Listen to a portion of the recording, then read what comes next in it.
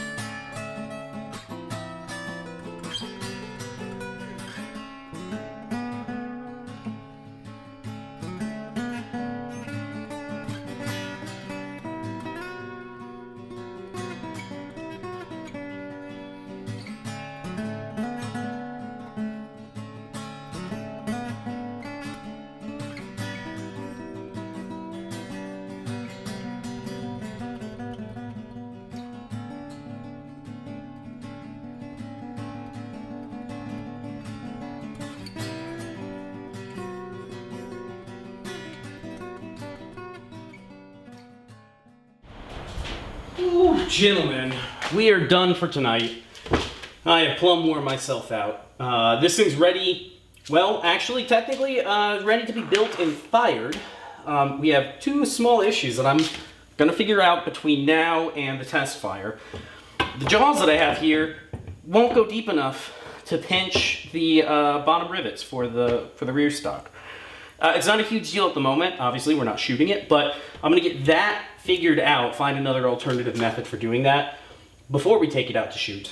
Beyond that, though, it's ready for a build-up. Magazine clicks in well. Stock is ready to go on. This is going to be fun. I'm going to do a whole video probably on trying to fit after we test fire, trying to fit all these fiddly little pieces in for the rear stock. But all we got to do is build it. Next episode. Build it up, take it, test fire it, make sure it works, and then finish it. We'll figure out what we want to do to finish it, but I'm worn out for the night, guys, so anyways, I will catch you guys on the next one. See ya.